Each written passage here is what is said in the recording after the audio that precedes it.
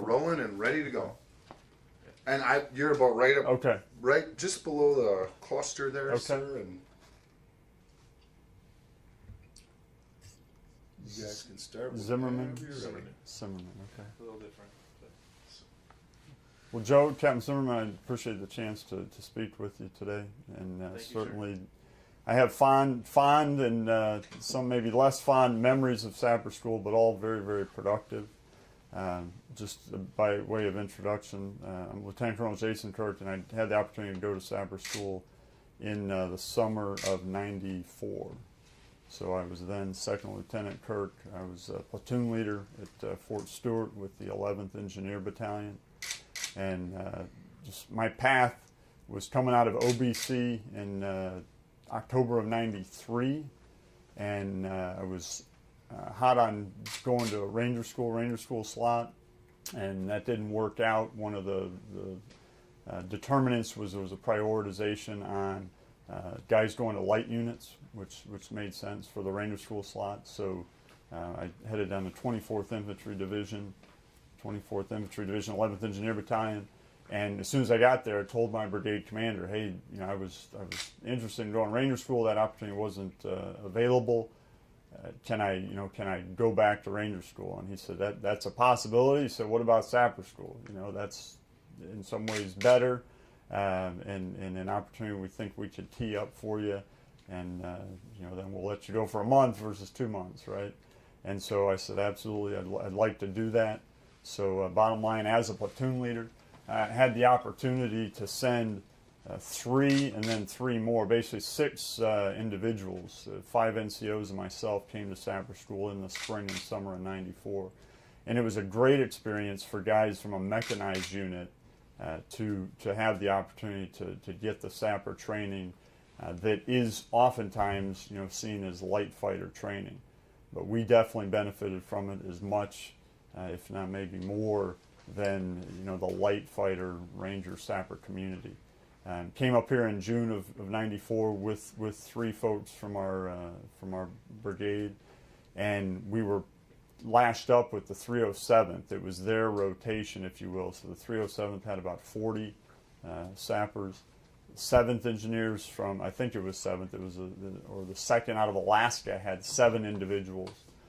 They had an interesting run as they had just come from Alaska, and it was Leonard Wood in June, very, very hot, and definitely a climate change challenge for that team. But have fond memories of a couple of officers that I remember in particular. Lieutenant Kermit Melvin was out of Alaska. Not sure that he's still in the service, but Lieutenant, I think then First Lieutenant Everett Spain just got picked up for full bird, and he was General Petraeus' aide the last couple of years.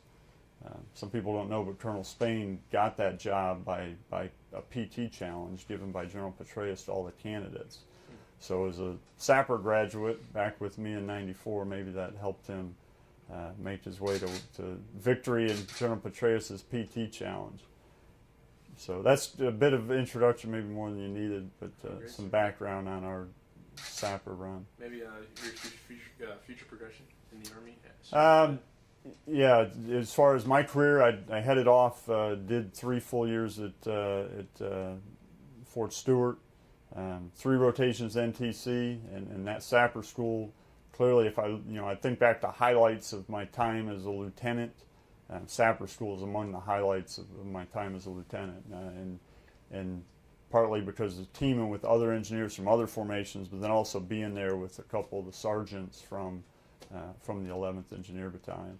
And then I went off to Fort Hood, Texas, and at that point was the 299th Engineer Battalion, and did several more rotations to the National Training Center, and then had some time with the Army Corps of Engineers down in New Orleans District just prior to Katrina, and then headed out after CGSC to Fort to bomb holder Smith Barracks, Germany, who in 2nd Brigade, 1st Armored Division.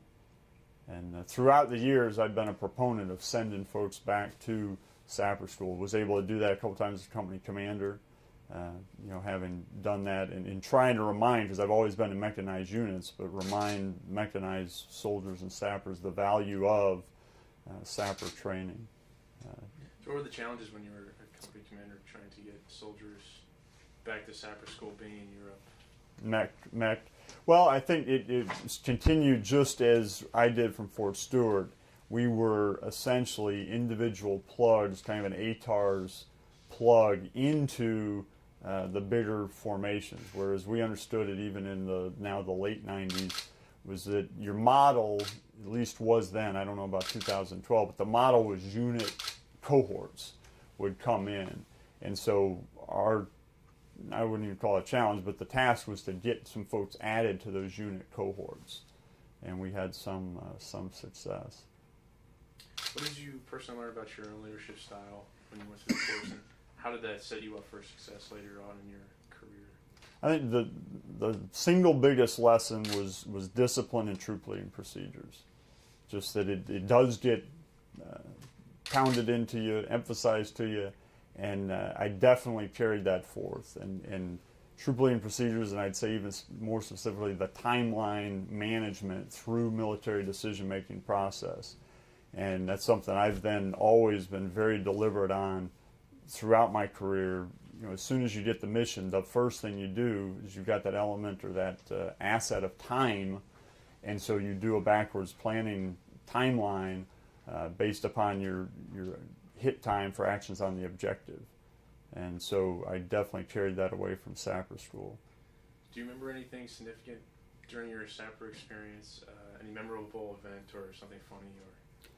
The three biggest memories, I think, were the road march, which was a bit of a challenge in the heat of a July day that had several of us definitely with heat cramps. I don't know if we might have gone beyond that day, but we made it through. So the road march for sure was a good gut check. Knowing that you'd have to do things again, and of course if you got the opportunity, if you didn't pass, was a big motivation to do it right the first time. We understood the dynamic with trying to do a second time go. So I was motivated and fortunately successful to pass each event the first time. But the ruck march, the helo casting and life raft, the expedient poncho raft, nobody forgets that. And then the chicken and rabbit dinner day, if no one's told you about that dynamic. When we spend a couple days, it seemed, with very limited Class 1 support, and then we had the opportunity to gather for ourselves and kill a chicken or a rabbit, and that became dinner. And then lastly, there was a good drill. Now that's the heart of my memories. That's the heart of the memories. Do you have any suggestions for the leadership of the Sapper Leader Course today, in terms of ensuring that it's relevant to the Engineer Regiment, just as it grew out of the need back in the 1980s to support the Light Division, and so today, should it change? Well, I think we need to keep there was a mouthpiece, a small mouthpiece when I was there, and I think we need to keep that urban operations in an urban environment component. And lessons have taught us in the last 10 years that's as relevant to a quote-unquote light IBCT as it is to an HBCT, because we know that anybody could get tasked to operate in an urban environment. So I think we need to keep that. I think also, and maybe it's an ad, I don't know the POI today, but handheld detectors and more use of handheld detectors for counter IED in particular, but any explosive hazards detection is valuable, reflective of the battlefield today for our sappers. I don't think we did that in '94, but I think with the various handheld detectors that are out there, we ought to wicker that into, what Sapper School does for you that Ranger School doesn't do, is you have under duress the tactical application of a whole bunch of important technical skills that are in our engineer craft. So the demolitions, a bit of, call it mine warfare or explosive hazards detection, some of the maneuver piece, the mountaineering, even that I think has some value. more than just a gut check, but it's another part of the confidence builder that is that balance that I know we're trying to strike between technical training and just a crucible experience that I think is important for our sappers. And is that technical training what distinguishes the Sapper Leader Course from other courses in the Army, other leadership courses? I think it is. It is. It's in its technical training and application, in that compressed time. You could call it under duress, but under a very challenging training environment that you don't get at Ranger School. And I'm sure other folks may have told you, we had Rangers in the formation, tabbed Rangers who did not pass Sapper School. I mean, it's just a data point, but and then you ask them why, and it was, well, we didn't have to do this technical stuff in Ranger School.